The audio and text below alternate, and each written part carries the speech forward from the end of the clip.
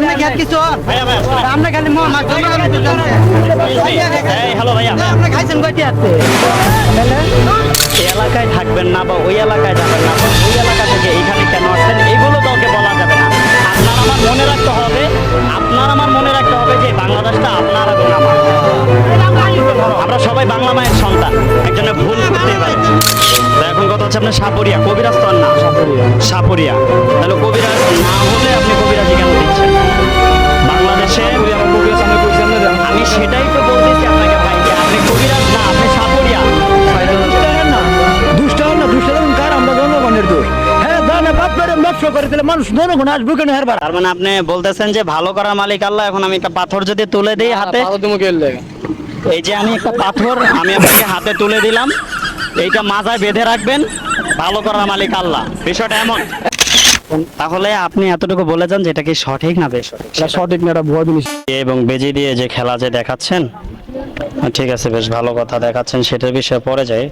আমি দেখতে পেলাম যে আপনি, ভাই আমার সময় না, আমি খেলা করবো। আমি আপনার যেমন সময় নাই, অনেকের এরকম সময় নাই, সময় বাদ দিয়ে কিন্তু ওরা এখানে গোল করে দাঁড়াইছে। আপনার কাজই হচ্ছে খেলা দেখানি, দেন হচ্ছে আপনার তাবিজ বিক্রি করা। সো আপনার এমন কোন ইম্পর্টেন্ট কাজ নেই যে আমাদের সামনে আপনাদের সাথে কথা বলতে পারবেন না। ঠিক আছে ভাই, কি ভাই, কথা ঠিক আছে না? আমরা বলে আরো বললাম, বুঝলেন না? আচ্ছা, এখন বিষয়টা হচ্ছে এই যে তাবিজ আপনি যে বিক্রি করতেছেন, ভালো মাশাআল্লাহ, ওষুধে দেখা গেছে যে মানুষের রোগ। হ্যাঁ, আচ্ছা, এখন কথা হচ্ছে এই যে আপনি 50 টাকা করে যে তাবিজগুলো বিক্রি করতেছেন, আপনি একটা কথা বলছেন যে ভাই আমি জিনিস দিব, ভালো করার মালিক হচ্ছে আল্লাহ। আচ্ছা, আল্লাহ যদি দেখা গেছে যে ভালোই করে, তাহলে আপনার তাবিজ কেন নিতে হবে? এটা একটু দর্শকদের উদ্দেশ্যে বলুন। আমার তো বেশ মাথায় ব্যথা লাগে না, ভাড়া করা মালিক হয়েছে আল্লাহ। তাবিজ নাই গাছ। প্রশ্নটা এখানে, যদি আল্লাহ যদি শেফা দান করে, তাহলে আপনার তাবিজ কেন নিব?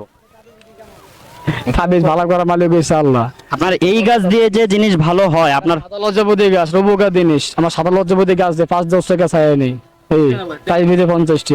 আচ্ছা, তো এখন কথা হচ্ছে আপনার সাপুরিয়া, কবিরাজ তো আর না, সাপুরিয়া। সাপুরিয়া। তাহলে কবিরাজ না হলে আপনি কবিরাজি কেন দিচ্ছেন বাংলাদেশে? আমরা কবিরাজ সামনে কইছি আমরা।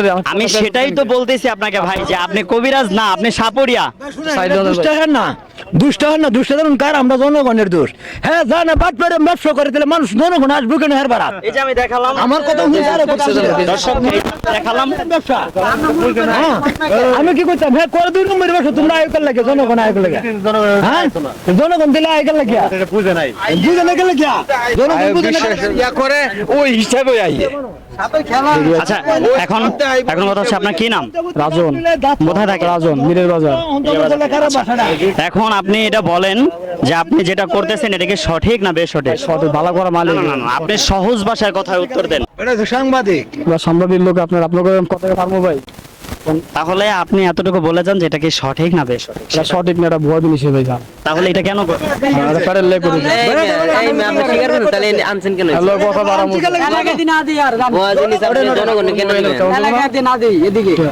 এইসব খেলার মধ্যে মহিলারা যায় না।